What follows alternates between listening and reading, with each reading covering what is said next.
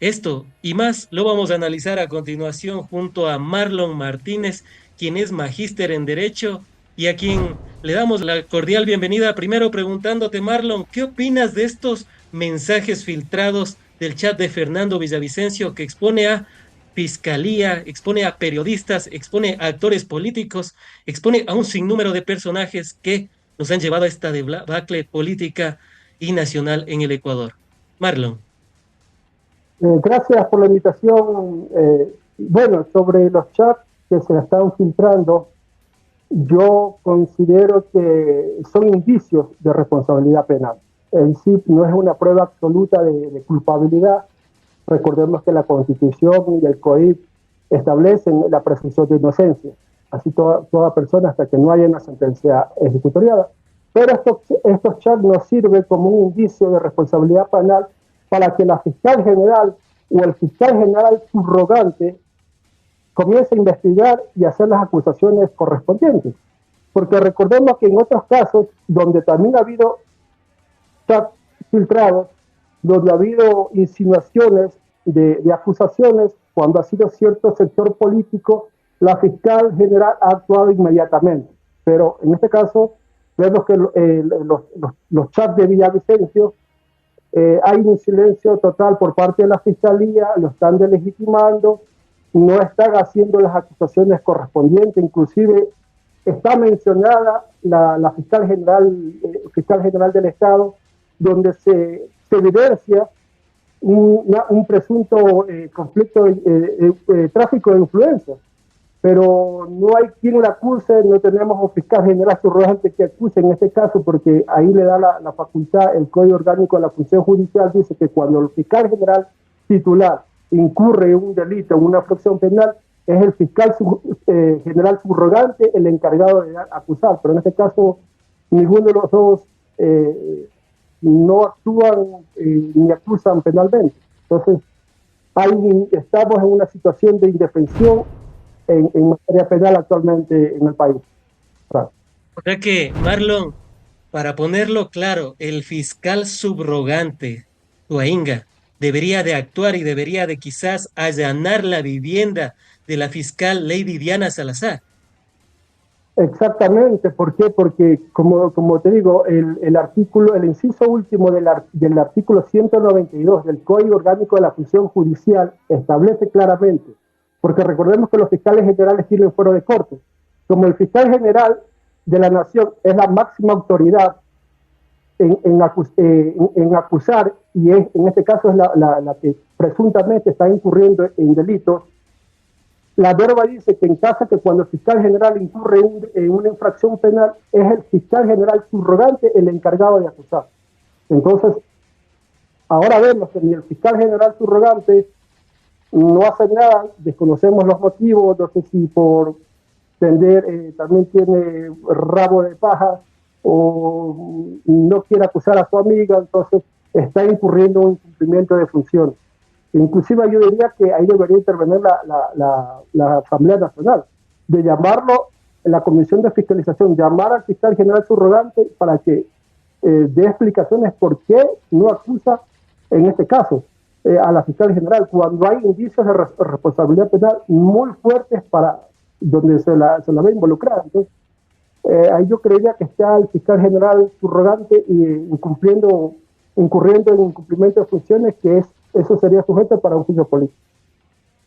En este caso, Marlon, y a la luz pública, se puede decir que son veraces los chats filtrados del teléfono de Fernando Villavicencio. Vimos a Cristian Zurita que salió en un video, pero específicamente no habló de que no sean veraces. Sin embargo, Amanda Villavicencio dijo que sí, o que Amanda Villavicencio dijo que como están en una investigación no deberían de ser revelados estos chats. O sea, prácticamente Marlon no se está diciendo que estos chats no son veraces, sino todo lo contrario, tienen la veracidad, son más de 9.000 chats que involucra, como insisto, la fiscal Lady Diana Salazar, jueces, están algunos políticos y con una evidente persecución hacia actores políticos, no solo del correísmo, sino hablamos de algunas tiendas políticas que se va develando de a poco cómo ha sido la operación de Fernando Villavicencio. Se puede decir que son veraces estos mensajes. Pues mira, aquí hay que ya procesalmente, estoy hablando ya procesalmente lo que es la cuestión de obtención de pruebas. La Constitución dice que la obtención de pruebas que violen la Constitución y la ley no tendrán validez alguna y carecerán de eficacia probatoria.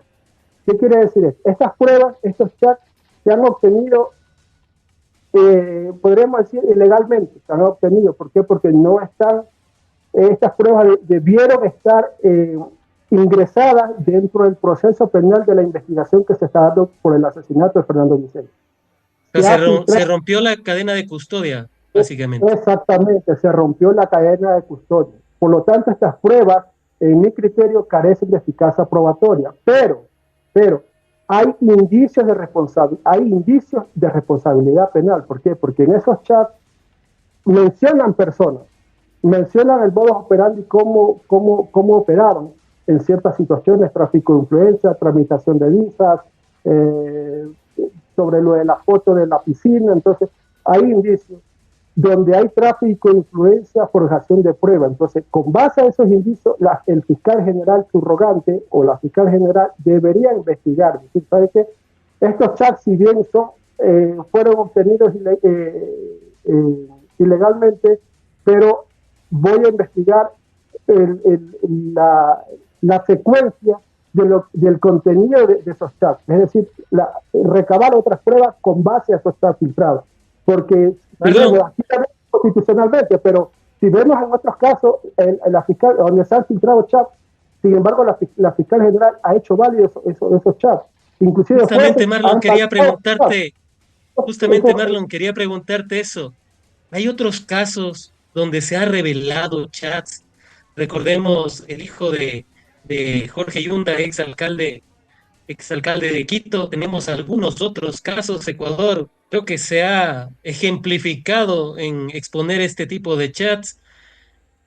¿Cuál sería la diferencia en este caso? O sea, ¿por qué para el hijo de Loro Mero sí le sirvió los chats filtrados que expusieron a la opinión pública y por qué en este caso no? Bueno, ahí una de las respuestas es la selectividad penal, el lawfare, que es válido, aunque muchos constitucionalistas, medios hegemónicos lo deslegitiman lo que es el lawfare. Por el lawfare existe, el propio Zaffaroni reconoce esta figura donde se habla de la persecución penal a ciertos actores políticos. Entonces eso es efectivamente lo que se da en la realidad ecuatoriana en el sistema penal. Es selectivo. Aún así se le hace valer los chats filtrados, que han sido filtrados ilegalmente. A otras no se le hacen valer los chats. ¿Por qué? Porque hay que respetar el debido proceso, las garantías básicas en la presunción de inocencia, etc. Entonces, si ponemos en una balanza y ser objetivos, las pruebas obtenidas o actuadas con violación a la Constitución y la ley no tienen validez, pero eso debe valer para todos, no solamente para unos y para otros si es válido. Entonces, como te decía, los chats pueden servir a la Fiscalía como indicios de responsabilidad penal. Es decir, estos chats no pueden ser ingresados si tuviéramos una justicia imparcial, una fiscalía imparcial, dijéramos, ¿sabes qué? Estos chats, como han sido filtrados, no van a ser válidos, no van a ser ingresados al proceso, pero lo consecuente, lo posterior, será ingresado al proceso penal. Entonces, pero eso debería actuarse en todos los casos, no solamente en esta selectividad, a unos sí y a otros no. Entonces, como te digo, para mí los chats son indicios de responsabilidad penal que claramente la Fiscalía General debería investigar la consecuencia de esa filtración de esos chats.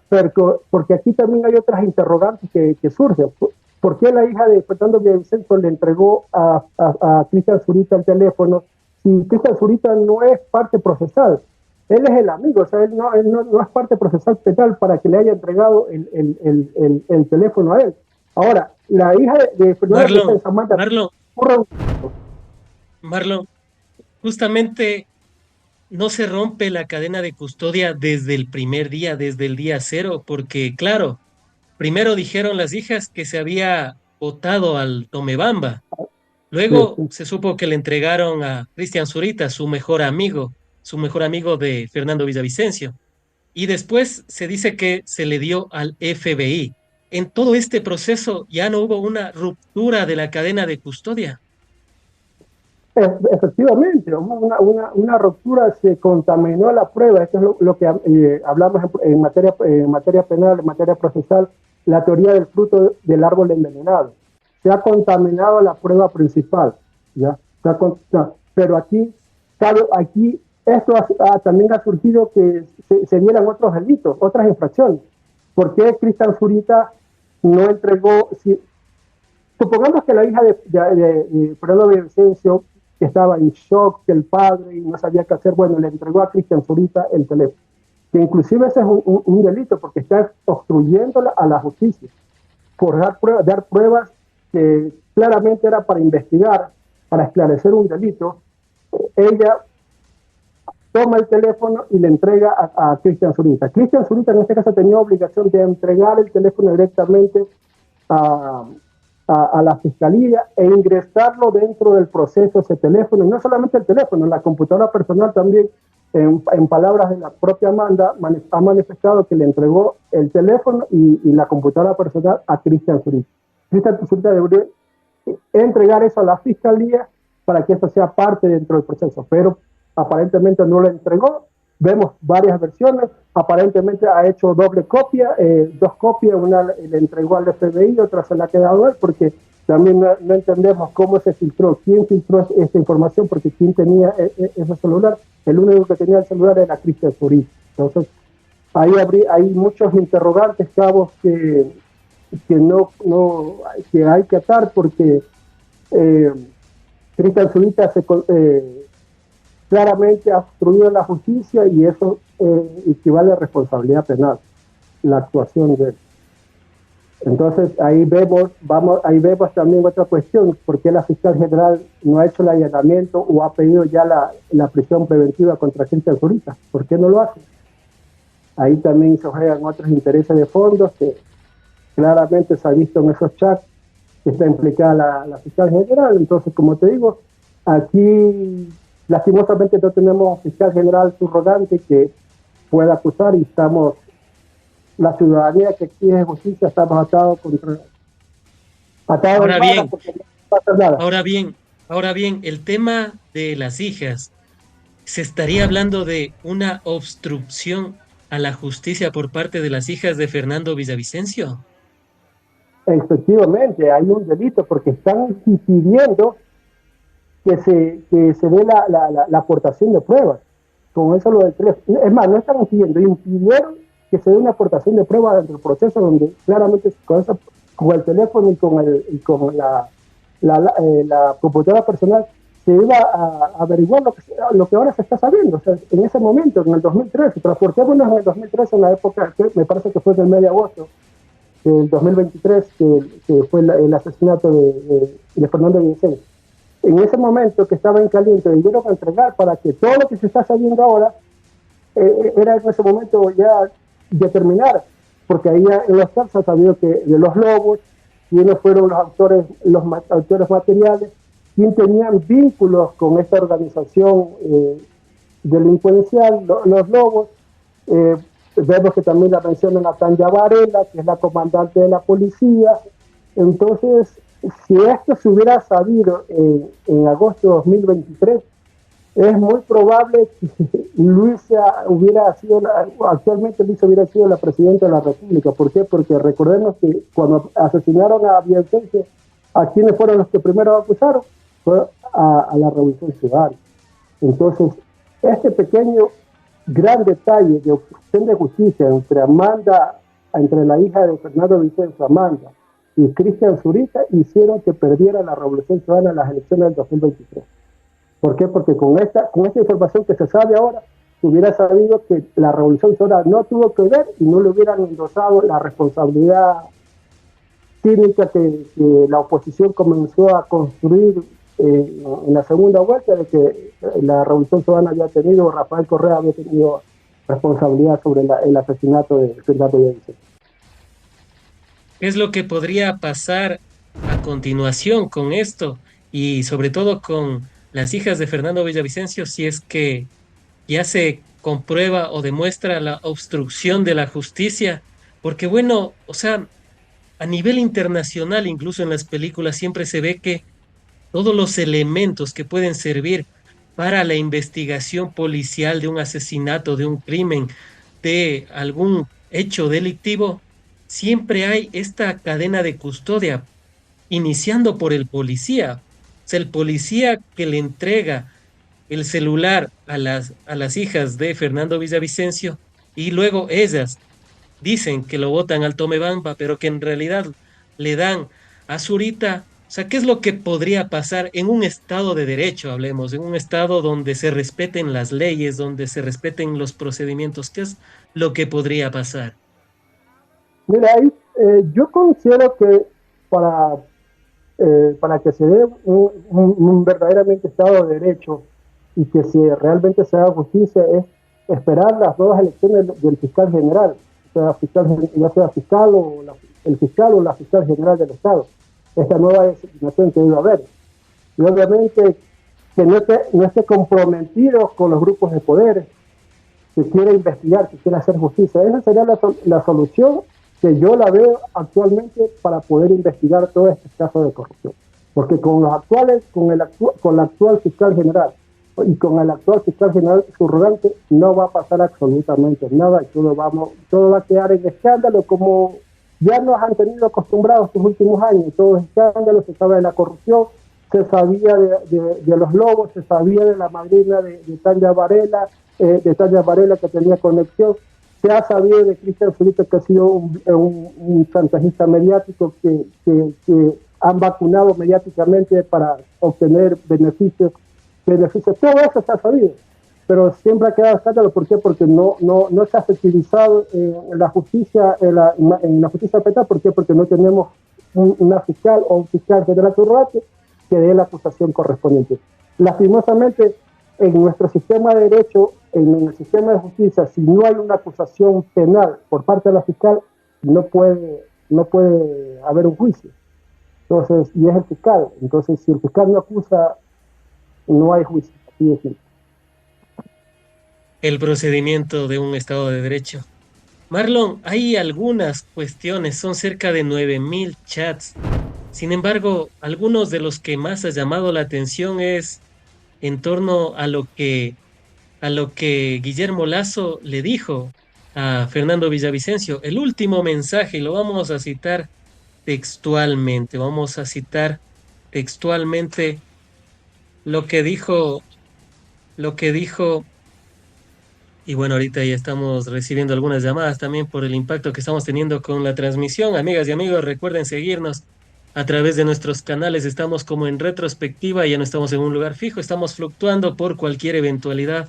Uno no sabe lo que pueda pasar con la justicia del Ecuador, así que si nos querían ver en la oficina, pues amigas y amigos, por lo pronto vamos a estar fluctuando de ciudad y vamos a mantenerlos activos con todo lo que vamos a seguir revelando. Vamos con el tema de Guillermo Lasso. Guillermo Lasso le dijo, eres un francotirador a Fernando Villavicencio. Y esto en el contexto del juicio político, todos sabemos lo que estaba de por medio, los vínculos con la mafia albanesa de Guillermo Lasso. Se sabía que $1 millón le habían dado a la campaña de Guillermo Lasso, la mafia albanesa que es la principal distribuidora y comercializadora de droga en Europa. Estaba vinculado Danilo Carrera, el cuñado del entonces presidente Guillermo Lasso, estaba Rubén Cherres, estaba toda esta estructura narco delictiva que vendía cargos. En, en torno a ellos también estaba el Ministerio de Agricultura que estaba vinculado a la familia, Ministro de Agricultura que estaba vinculado a la familia Noboa durante 30 años y que fue la parte para ampliar el cupo de exportación de banano. Y oh sorpresa, ahora nosotros somos los principales exportadores de droga, ya no es Colombia, sino Ecuador, no somos los principales productores, pero ya somos los principales exportadores de droga a Colombia a través de el banano de la caja, algunas de ellas, la caja bonita, ustedes sabrán a quién corresponde. En torno a eso, Marlon, se está hablando también que Fernando Villavicencio tapaba la corrupción, tapaba el narcotráfico, tapaba estos delitos y crímenes que se han cometido en el Ecuador y que nos ha posicionado actualmente como uno de los países más violentos, no de Latinoamérica, sino del mundo entero. Sí, mira, sobre lo de Fernando Villavicencio, eh, recordemos que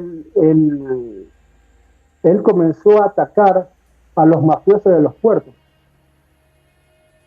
Esta cuestión ha sabido sobre los casos de la mafia albanesa, sobre lo de Guillermo Lazo, porque para que Guillermo Lazo le haya manifestado, para que se conste en estos chats, Guillermo Lazo, es porque Fernando Villavicencio tenía conocimiento sobre todo este nexo entre mafia albanesa, el cuñado de Guillermo Lazo, todo este entramado de los mafiosos de los puertos, como en la campaña comenzó a acusar. Yo te diría, ¿verdad?, que la muerte, yo creo que es una represalia, porque creo que Fernando Villavicencio se quiso salir del rol que le tenían designado. Él era el portavoz, él era el que ayudaba a blindar, pero yo creo que se quiso sobrepasar con los jefes. Entonces yo creo que podría ser ese el resultado de por qué lo que le pasó. Esto más o menos, por ejemplo, en el crimen organizado, y al igual que en el ajedrez, te pongo un ejemplo, los peones son los primeros en caer. Yo creo que un ejemplo real que Fernando Villavicencio, la otra persona, ¿cómo se llamaba? El que lo mataron lo mataron, se paralizó. Parece que perdimos la conexión durante un momento. Vamos a ver si la restablecemos. Amigas y amigos, no se vayan de la Se paralizó, conexión. se había paralizado. Perfecto. Adelante. Bueno, entonces él de Cherry también lo mataron. Entonces, todos estos peones fueron asesinados por la mafia albanesa y por los grupos de poder. Parece que perdimos un momento la conexión. A veces por las intermitencias solemos tener estas caídas. Bueno, también se debe a los cortes de luz, que una de las crisis también que sufrimos en el Ecuador y que nos producen también estas intermitencias. Perfecto, ya retomamos la conexión. Adelante, Marlon. Ya bueno, acordémonos del caso de Rubén Cherres, que también lo asesinaron. Él no era parte de los grupos de poder, él era un operador. Entonces, como te digo, los peones siempre caen primero. Yo creo que este es el caso de Fernando Villavicencio, que también sabía mucha información. Y para los grupos de poder no tienen reparo de decir, ¿sabe qué? Este tipo debe caer. Entonces, yo creo que esa es la consecuencia también de Fernando Villavicencio, de haber jugado con fuego, con todo este entramado de la corrupción grande. Entonces yo creo que ahí pagó con su vida. Entonces Fernando, ahí hablando de Guillermo Lazo, bueno, lo que te decía hace un momento, con los chats es un indicio de responsabilidad penal. Entonces yo con estos chats se podría ayudar a resolver, para el nuevo fiscal general se podría ayudar a resolver el caso Encuentro y el caso de León de Troya. ¿Por qué? Porque ya hay una conexión de que Guillermo Lazo sí sabía estas cuestiones. Guillermo Lazo está implicado de la cuestión de la mafia albanesa, donde Fernando Villavicencio también tenía conocimiento de toda esta cuestión. Entonces todo es ahí de atar cabos. Los chats, el caso de León de Troya y el caso de Encuentro, y ya el nuevo fiscal general ya podría ya acusar y que se sancione, por ejemplo, a Tepes Gordo, como es, por ejemplo, Guillermo Lazo, porque también sabemos que en el caso de este Leandro Norero es el que ha sido financiado a través del Banco Guayaquil. Entonces, no solamente el caso de León, de Norero, ¿qué caso era, Frank? ¿Me recuerdas? Creo que es Metaxo, sí creo, de Leandro Norero. Leandro Norero en Metástasis, claro. Ya, entonces también en los chats se evidencia que a este Norero era financiado a través del Banco de Guayaquil. Entonces, hay caso Encuentro, caso de León de Troya, lo de la mafia albanesa, de este caso Metástasis, que llega, por ejemplo, a Guillermo Lazo. Ya tenemos un pez gordo que debe ser acusado por el nuevo fiscal general, porque 4 fiscales que tenemos ahora no va a haber acusación. O sea, eso saquémonos de la cabeza que no va a haber acusación penal por parte de la fiscal general Diana Salazar, porque Diana Salazar también es una peona donde, dentro de todo este entramado de corrupción. Ahí el que es el líder de la cabeza, aparentemente es Guillermo Lazo, los que manejan los puertos bananeros, entonces de ahí yo ya no quiero, ya muy comprometido a dar nombres, pero quiénes son los que manejan los puertos, quién tiene un puerto privado, quién exporta bananos, quién tiene un banco, son los grupos de poder, actualmente los que gobiernan. E incluso una barcaza parqueada en una de sus empresas, ¿no? En las esclusas, para ser más específico. Ustedes sabrán, amigas y amigos, de quién o qué empresa está en las esclusas donde estaba parqueada la barcaza turca que nos prometía 100 megavatios y que ahora se sabe que a duras penas nos ha dado 12 megavatios, a veces 20. Y bueno, a veces ya revisar eso también ya da otra, otra tristeza para el Ecuador, porque también nos siguen viendo la cara de esa manera. Por último, Marlon, quisiera que nos comentes el tema de Capaco. Bastantes chats con Capaco, el financista de Villavicencio. Se habla de miles de dólares, se habla de pagos, se habla de que no me has pagado en junio, espérame un momento, luego ya voy a hacerte el pago. También se habla de los Isaías. Y me pareció bastante relevante lo que dijo el exministro del Interior, José Serrano, y lo vamos a citar.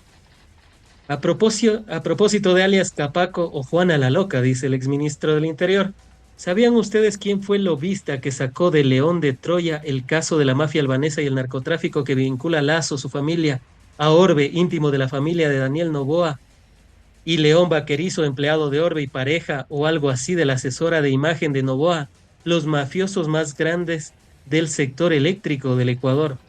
Fue Capaco, el de la gestión, el mismo que pagaba sueldo a Villavicencio mientras era asambleísta y pagaba sueldo a los chicos Zurita, Cristian Zurita, entre ellos.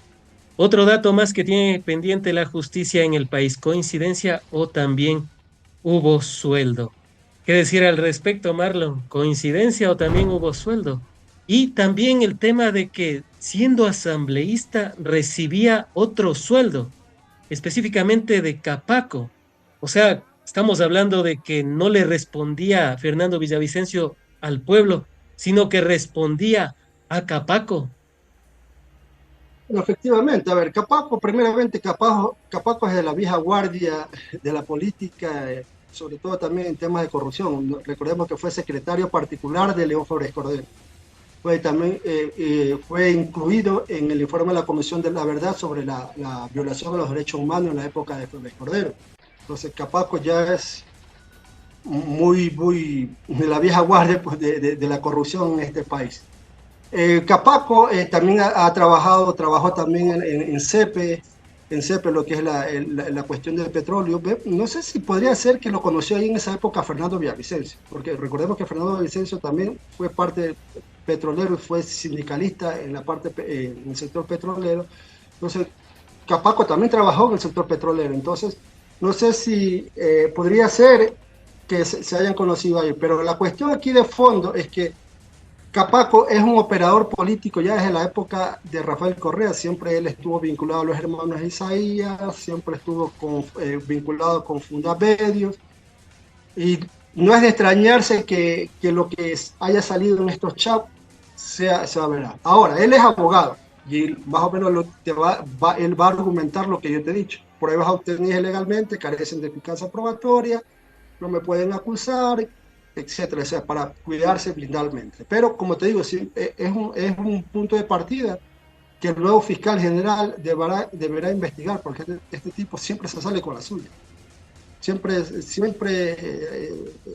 Inclusive estuvo, en la época de Correa, estuvo vinculado con la corrupción del primo, con Capaya. El primo de Capaco es Capaya, el de las petroleras. Entonces, él también estuvo vinculado con en ese caso de corrupción, pero salió en libertad. Entonces, porque él inclusive fue capturado en Perú.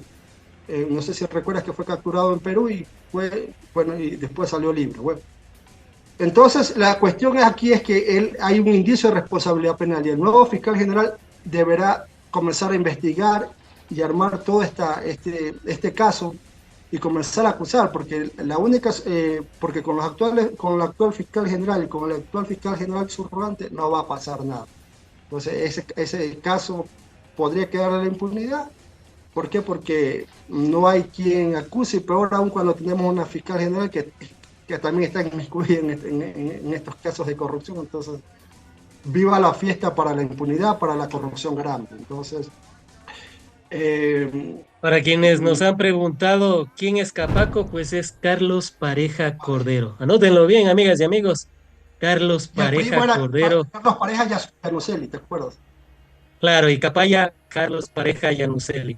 Ambos acusados de corrupción, pero como lo dice Marlon, se han logrado librar de una manera sorprendente. Ni David Copperfield creo que logra evadir tan bien la justicia como este par de personajes. Antes de finalizar, Marlon, y si producción nos confirma si ya tenemos a nuestra siguiente invitada, ¿cuál sería la otra verdad del teléfono de Fernando Villavicencio y de por qué recién ahora sale a la luz esta investigación que debía haber sido realizada por autoridades ecuatorianas y no filtrarse de esta manera para, bueno, por fin tener un poco de luz en torno a lo que era Fernando Villavicencio? Pero ¿cuál sería la otra verdad? ¿Por qué esta cadena de custodia se rompió? Marlon. Yo creería ahí que también tiene que ver con lo de la posta de Anderson Boscan, que también es perseguido, que ahora entiendo que está en Canadá. Pero yo te aseguro que si Anderson Boscan estuviera aquí en Ecuador y tuviera toda la protección de los grupos de poder, no hubieran filtrado nada todos estos chats que han filtrado ahora. ¿Por qué? Porque obviamente ellos también son otros que tienen rabo de paja. Entonces también creo que seamos claros en esa cuestión. Anderson Boscan es lo que ahora se está defendiendo contra los grupos que él anteriormente apoyaba o también era parte. Entonces yo creería que ese es el tema central. Sobre Pelea la de filtración, compadres.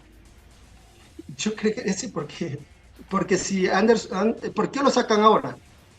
¿Por qué lo sacan ahora? Entonces, eso también hay que preguntarse. Yo creo que es una respuesta a todo este ataque que también están recibiendo ellos, entonces ellos han decidido también atacar. Entonces yo creía que, bueno, como tú dices, la pelea de compadre. Sobre lo que te digo sobre estos chats, como te decía a un inicio, esto acá es un indicio de responsabilidad penal que existe y ojalá que con el nuevo fiscal general o la nueva fiscal general que se designe, se comience a investigar esto y se comience a acusar y se comience realmente a acusar y sancionar a los peces gordos, que son los que están en la impunidad, son los que controlan esta mafia albanesa, los dueños de los bancos, los dueños de los puertos, los dueños de la bananera. Mientras no se sancione esa corrupción grande, la corrupción pequeña seguirá en este país y no va a cambiar absolutamente nada. Entonces yo creería que los fiscales deben primero atacar la corrupción grande del sector privado y ahí atacar la corrupción del sector público, porque al no tener los extorsionadores, los sobornadores del sector privado, la corrupción del sector público automáticamente se cae. Entonces yo diría que allá debe canalizar el nuevo fiscal general o la nueva fiscal general que se está por designar por parte del Consejo de Participación Ciudadana. Han sido las apreciaciones de Marlon Martínez, magíster en Derecho, a quien, como siempre, agradecemos por haber estado en el espacio, seguros de contar con tu participación en futuros análisis, diálogos y debates de la coyuntura nacional.